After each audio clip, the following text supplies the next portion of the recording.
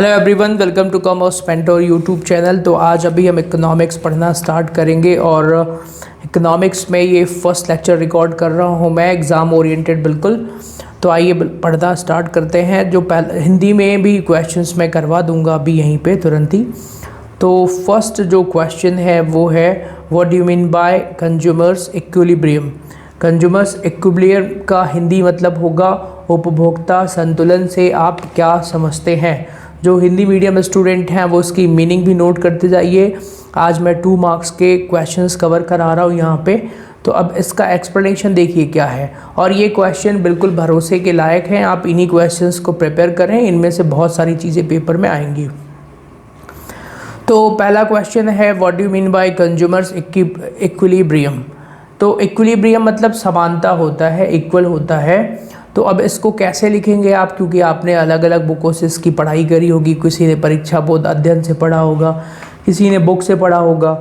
तो यहाँ पे मैं नॉर्मली रीड कर रहा हूँ और इसको ऑन लैंग्वेज में समझा रहा हूँ, आप अपनी बुक के लैंग्वेज में पढ़ लीजिएगा। तो कंज्यूमर्स इक्विलिब्रियम का मतलब ऐसी सिचुएशन से होता है जहाँ पर कंज्यूमर जो है, consumer spend his income on purchase of a commodity in such a way which gives him maximum satisfaction and there is no tendency to change। मतलब किसी एक पॉइंट पर आके कंज्यूमर को मैक्सिमम सेटिस्फेक्शन मिलता है, वह जो भी गुड्स परचेज करता है, और उसके चेंजेस होने की कोई संभावना नहीं होती है। उसको कंज्यूमर इक्विलिब्रियम कहते हैं। ठीक है, तो मतलब ये एक ऐसा पॉइंट होता है जहाँ पे कस्टमर या कंज्यूमर आके सेटिस्फाइड हो जाता है। बस यही आपको लिखना है। नाउ दूसरा क्वेश्चन है, what is elasticity of demand.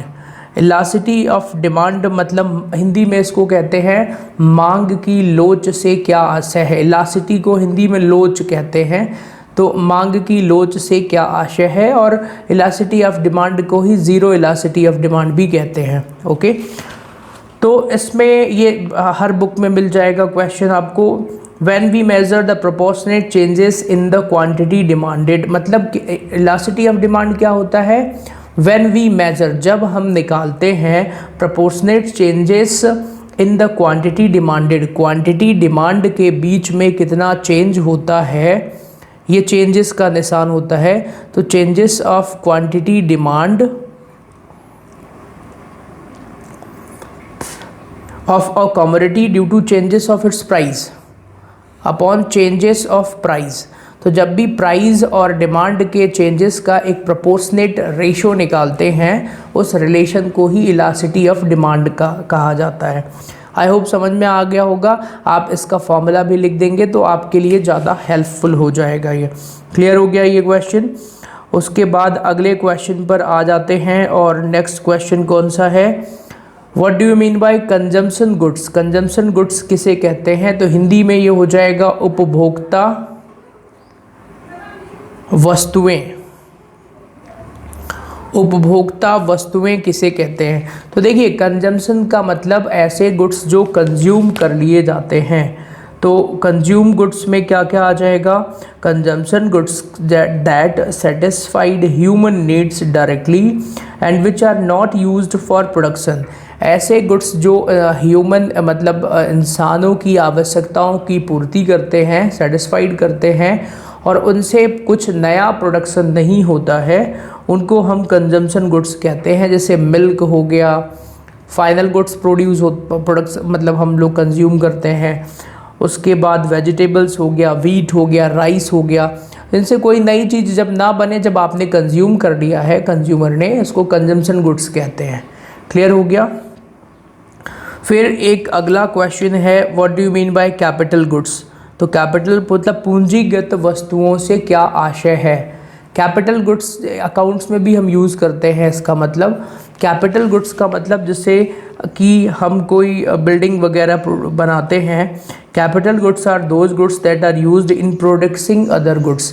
ऐसे गुड्स जो दूसरे गुड्स का प्रोडक्शन करने में सहायक होते हैं या जिससे दूसरे गुड्स बनाए जाते हैं, उनको हम कैपिटल गुड्स कहते हैं। फॉर द एग्जांपल, अब यहाँ कुछ एग्जांपल भी लिख दीजिएगा आप, machinery, plot, building, offices, these are the capital goods. Clear हो गया। फिर what is deficit budget? Deficit budget मतलब घाटे का बजट किसे कहते हैं, या बजट घाटा क्या है? बजट घाटा क्या है?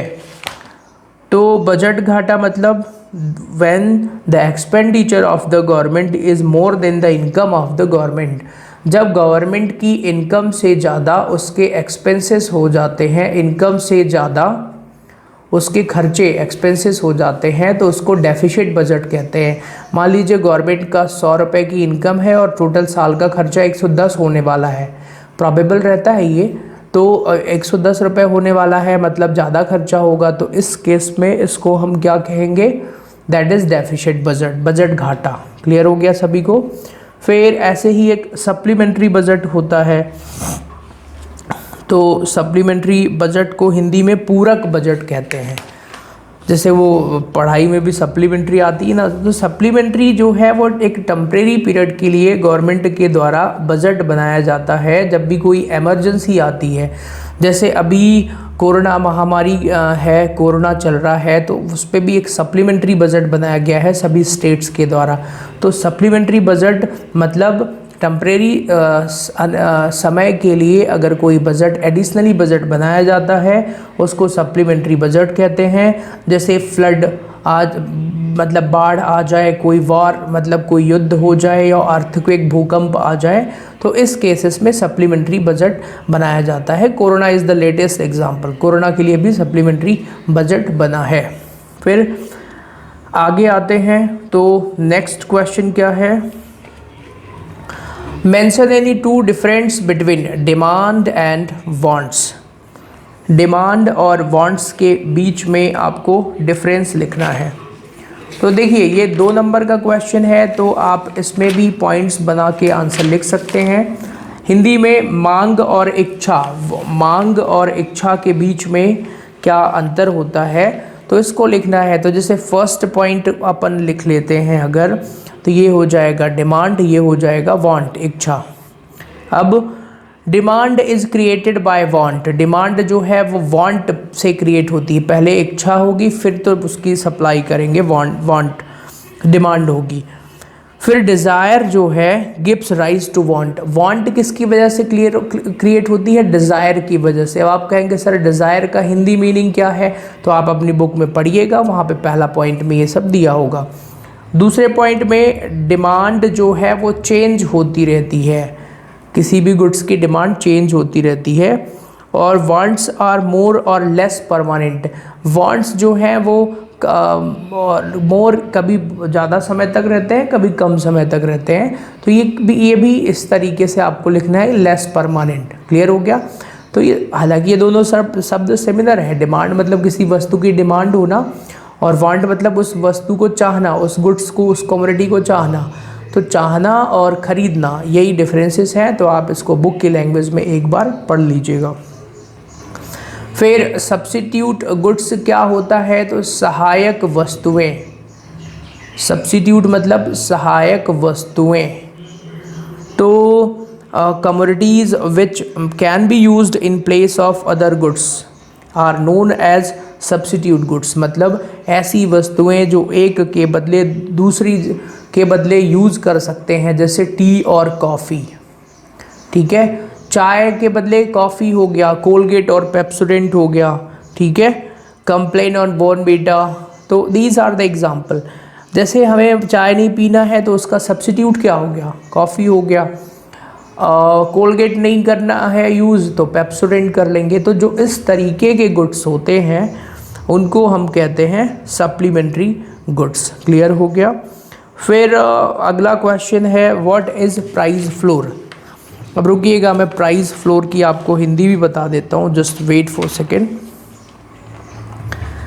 कीमत तल किसे कहते हैं? अब इन्होंने एग्जैक्ट हिंदी यही लिखा है यहाँ पे, प्राइस मतलब कीमत, फ्लोर मतलब तल। कीमत तल किसे कहते हैं? अब आप इसको कैसे लिखेंगे, बुक में ढूंढ लीजिएगा, बिल्कुल मिल जाएगा। This is normal questions, right. Price floor means minimum support price fixed by the government. इस प्राइस फ्लोर को ही एक और नाम है MSP. MSP minimum support price. तो इसका हिंदी मतलब क्या होगा, कम से कम जो भी प्राइस होता है दैट इज़। तो प्राइस फ्लोर का मतलब होता है कि गवर्नमेंट के द्वारा हर गुड्स का एक मिनिमम प्राइस फिक्स्ड किया जाता है, that is known as price floor. ठीक है। फिर अगले क्वेश्चन पर आते हैं, why problem of starvation create. Starvation मतलब हिंदी में भूखमरी बोलते हैं, भूख से मरने वाले लोग।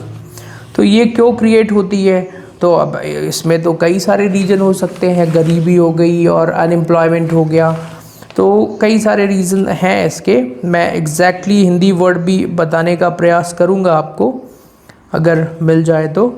हिंदी में भूखमरी ही बोलते होंगे इसको, स्टार्वेशन मतलब भूख से मरने वाले लोग। तो क्वेश्चन ये है कि why the starvation is create. Book की लैंग्वेज अगर नहीं मिलेगी तो मैं यहीं से समझा दूंगा आपको।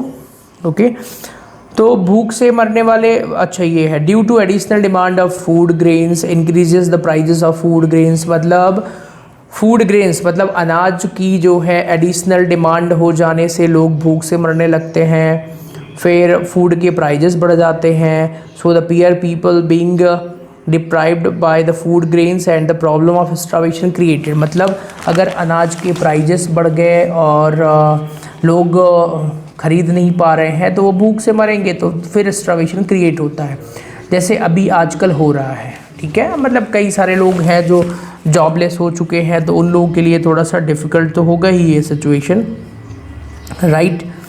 फिर what are intermediate goods. Intermediate goods किसे कहते हैं, आप लोगों ने ये सुना ही होगा, तो इसका हिंदी मतलब मैं आपको बता दूं ज़रा। So just wait for the second. आंतरिक होगा शायद, आंतरिक। इंटरमीडिएट मतलब आंतरिक। तो चलिए आंतरिक गुड्स किसे कहते हैं, तो इसको एक बार देख लेते हैं यहाँ पे। Intermediate goods are those goods which are within the production line and are not ready for use.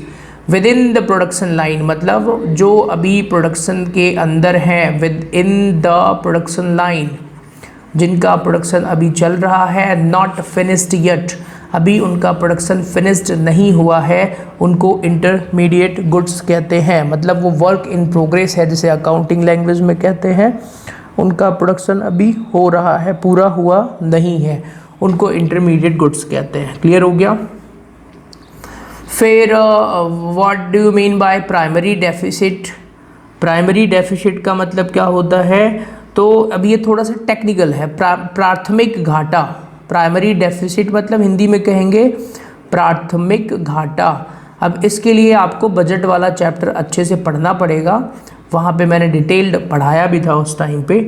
तो primary deficit is the difference between physical deficit and interest payment.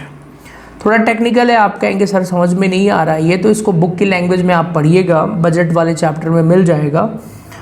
तो फिजिकल घाटे और इंटरेस्ट के बीच का difference जो है वो primary deficit होता है। It indicate how much government borrowing is going to meet expenses other than interest payment. तो प्राइमरी डेफिसिट का एक फॉर्मूला भी होता है प्राइमरी डेफिसिट का, आप चाहें तो ये भी लिख लीजिएगा, physical deficit minus interest payment. मतलब फिजिकल डेफिसिट से इंटरेस्ट को घटा देंगे तो प्राइमरी डेफिसिट आ जाता है, दिस इज द नॉर्मल। फिर टैक्स एविएशन क्या होता है, हिंदी में इसको कर अपवंचन कहते हैं, टैक्स चोरी करना, कर अपवंचन। हिंदी मीडियम स्टूडेंट्स इसको लिख लीजिएगा। आगे दिस इज इम्पॉर्टेंट क्वेश्चन। देखिए मैंने जो भी क्वेश्चन दिए हैं, आप बाद में ये मत कहिएगा कि सर आपने पेपर बोर्ड का पेपर देखकर बनाया है, तो ऐसा कुछ नहीं है, सारे यही क्वेश्चन आएंगे। I am 100% sure about that. Okay, वहाँ मैंने पेपर नहीं देखा है, ये भी श्योर रहिएगा। फिर अगले क्वेश्चन पर आते हैं, what do you mean by indifference curve. पहले चैप्टर का ही क्वेश्चन है ये, इंडिफरेंस कर्व। रुकिएगा, मैं इसकी हिंदी मीनिंग एक बार देख लेता हूँ। तो इंडिफरेंस कर्व किसे कहते हैं, ये पहले चैप्टर में ही मिल जाएगा आपको। अर्लियर मुझे पहले इसकी हिंदी याद थी बट अभी नहीं याद है, तो मैं एक बार देख रहा हूँ। बाकी आप लोग सारी चीज़ें अच्छे से पढ़ते जाइएगा।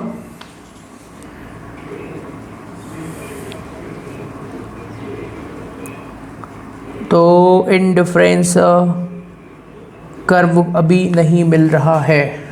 इसकी हिंदी चलिए मैं ढूंढ के फिर बाद में बता दूंगा, बीच में ही अगर याद आएगा तो मैं बता दूंगा, डोंट वरी। तो इंडिफरेंस, इंडिफरेंस शब्द का मतलब क्या होता है चलिए बाद में ढूंढ लेंगे, अभी आते हैं इधर। पहले ये समझ लेते हैं कि होता क्या है इंडिफरेंस कर्व। तो इंडिफरेंस कर्व का मतलब कि दिस इज द कॉम्बिनेशन। आप उसकी डेफिनेशन जब पहले चैप्टर में आ जाएंगे वहाँ पे डिटेल्ड दिया हुआ है, तो एक बार आप वहाँ से भी पढ़ लीजिएगा, ठीक है। An indifference curve is the curve which represent all the combination of two goods which gives the same level of satisfaction to a consumer। मतलब कॉम्बिनेशन क्या होता है, ये काय का कॉम्बिनेशन होता है, which an indifference curve which represent all the possible combination of two goods which gives the same level of satisfaction to the consumer। दो गुड्स से कितना सेटिस्फेक्शन एक कंज्यूमर को मिलता है उसको कैलकुलेट करने के लिए हम इंडिफरेंस कर्व कैलकुलेट करते हैं, या इंडिफरेंस कर्व के माध्यम से हमें पता चलता है। क्लियर हो गया, नॉर्मल है, आप एक बार पढ़ लीजिएगा।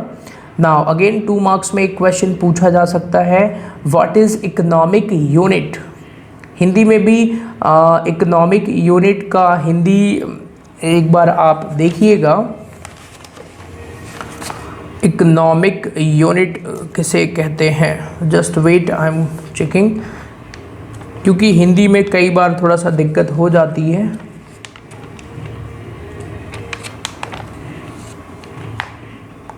हाँ, आर्थिक इकाई से आप क्या समझते हैं, लिख लीजिए ज़रा, आर्थिक इकाई से आप क्या समझते हैं। और इंडिफरेंस कर्व का भी हिंदी मिल गया है, उदासीनता वक्र। Sometime Hindi is more difficult, उदासीनता वक्र, उदासीनता वक्र मतलब कर्व। और आर्थिक यूनिट, इकोनॉमिक मतलब आर्थिक होता है, तो आर्थिक यूनिट इकाई, आर्थिक इकाई से क्या आशय है। तो चलिए ज़रा आर्थिक इकाई के बारे में पढ़ लेते हैं एक बार।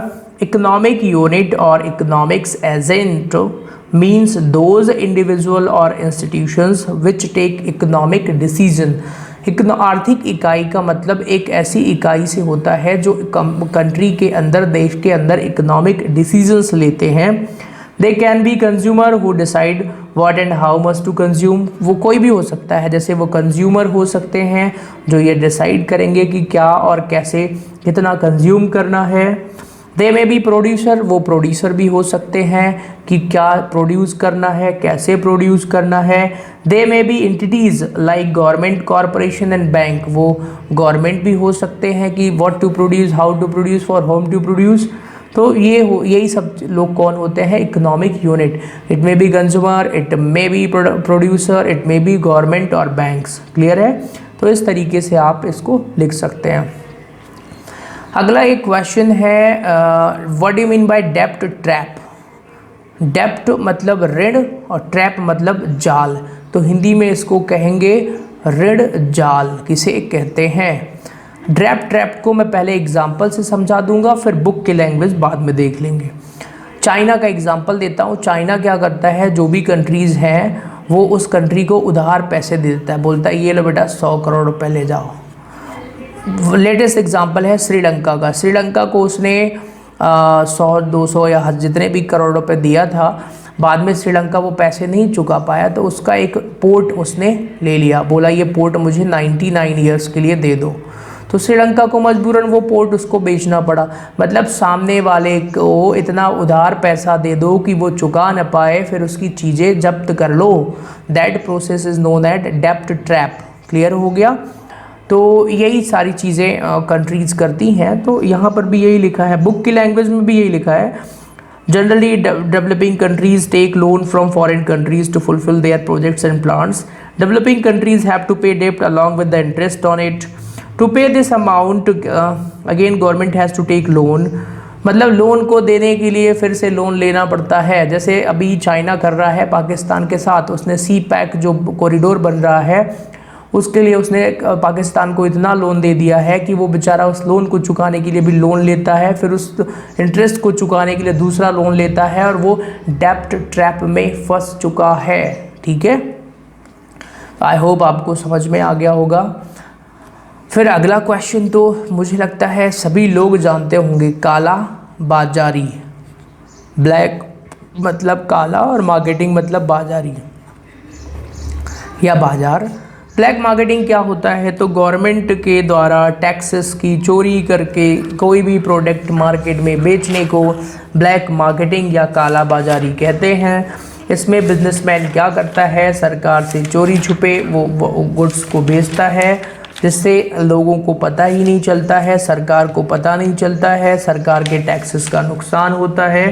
तो that all things is known as black marketing. Clear हो गया? आई होप आप इसको एक बार पढ़ लेंगे तो समझ में आ जाएगा, बुक की लैंग्वेज में पढ़ लीजिएगा तो समझ में आ जाएगा। Explain the concept of flow and stock. Flow और स्टॉक में क्या डिफरेंस होता है और इसका कॉन्सेप्ट क्या है। ठीक है, तो जस्ट वेट, इसकी हिंदी भी चेक कर लेता हूँ एक बार मैं।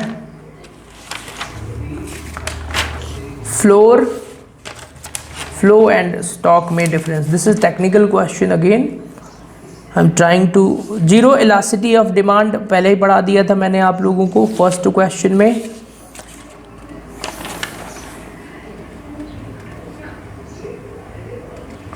ठीक है, आइए जरा अब पढ़ते हैं। ब्लैक मार्केटिंग पढ़ा ही दिया है। Black marketing is a situation in which the control commodity is sold at a price higher than the price fixed by the government illegally under the desk। Table के नीचे से सामान बेचना और गैर कानूनी तरीके से बेचना, टैक्स की चोरी करके बेचना। अब आते हैं दूसरे क्वेश्चन पे, फ्लो और स्टॉक क्या होता है। तो आप कहेंगे सर ये तो बिल्कुल समझ में नहीं आ रहा है। No need to worry about that, I am explaining. सबसे पहले हम समझते हैं स्टॉक क्या होता है। तो stock is related to a point of time, that is the stock is a quantity measured at a certain point of time which may have accumulated in the past। Stock का मतलब किसी भी production unit की एक quantity measurement, quantity का total करना stock कहलाता है। एक्यूमुलेटेड मतलब इन सब को जोड़ करके उसने कितना प्रोडक्शन किया है, that is called stock. Clear हो गया? अब कहेंगे सर ये फ्लो का मतलब क्या होता है। तो फ्लो इज एन अमाउंट, ठीक है, समझिए ये एक अमाउंट होता है। Flow is an amount to be measured in a specific period of time. Flow is a price fluctuation because they are measured per unit time period. मतलब flow एक amount होता है, एक मेजरमेंट करने का तरीका होता है कि गुड्स का पर यूनिट प्राइस कितना होगा। इसका उदाहरण है, एग्जाम्पल है इंटरेस्ट ऑन कैपिटल। आप कहेंगे सर बिल्कुल समझ में नहीं आया, don't worry I will explain. और सेल ऑफ राइस लिखा है यहाँ पे, ओके। समझिए जैसे मान लीजिए मैंने 1 लाख रुपए लोन लिया, 10% का इंटरेस्ट है, तो 10,000 रुपये इंटरेस्ट आ गया। मैंने 100 स्टॉक बनाए हैं, तो एक स्टॉक पर इंटरेस्ट कितना चार्ज हो रहा है? 10 रुपये नहीं, 100 रुपये ही चार्ज होगा। 100 × 100 होता है। तो मतलब अब बताइए फ्लोर कितना हुआ? फ्लो पर स्टॉक 100 रुपीज़ हो गया। कैसे निकाला भाई? 100 स्टॉक बना है, तो 10,000 divided by 100 that is 100। Clear? तो स्टॉक फ्लो क्या होता है? एक अमाउंट होता है। स्टॉक एक क्वांटिटी होता है जो उस साल के दौरान प्रोडक्शन किए गए हैं। नाउ अब 2 मार्क्स के क्वेश्चंस ख़त्म होते हैं। यहाँ पे आप लोगों को एक चीज़ और समझा दूँ मैंने इकोनॉमिक्स का जो यूट्यूब पे एक वीडियो ऑलरेडी अपलोड किया है। थोड़े बहुत क्वेश्चंस इधर उधर हो सकते हैं उसमें और इसमें, but these questions are more accurate as compare to that question, okay. इसको मैंने खुद बहुत समय लेकर के बनाया है और बिल्कुल सेलेक्टेड क्वेश्चंस हैं ये, एग्ज़ाम में 100% इसी में से आने हैं, पूरा भरोसा करके आप जाइएगा। और दूसरे क्वेश्चंस आपने जितने भी प्रिपेयर किए हैं आप उनको भी इसके साथ साथ प्रिपेयर करिएगा। दूसरी खास बात, इकोनॉमिक्स में लैंग्वेज को ज़्यादा आपको बुक की लैंग्वेज लिखना पड़ेगा, ऑन लैंग्वेज ज़्यादा नहीं लिख सकते हैं। तो बाकी मैं जूम ऐप पर आप लोगों को एक चीज़ पढ़ाऊँगा जूम पर, वो ये पढ़ाऊँगा कि एग्ज़ाम में कैसे लिखते हैं। ठीक है, एग्ज़ाम में क्वेश्चंस कैसे लिखना है, डोंट वरी अबाउट दैट, वो मैं पेपर के 2 या 3 दिन पहले बताऊंगा, अभी बिल्कुल नहीं बताऊंगा। तो अभी आप लोग इन क्वेश्चंस को प्रिपेयर करते रहें, स्टे मोटिवेटेड, पढ़ाई करते रहें, एक मिशन मोड में आ जाएं। नेक्स्ट लेक्चर में अकाउंटेंसी या इकोनॉमिक्स जो भी रिकॉर्ड करूँगा वो व्हाट्सएप ग्रुप में इन्फॉर्म कर दूँगा। Okay, so thanks for connecting, मिलते हैं नेक्स्ट क्लास में।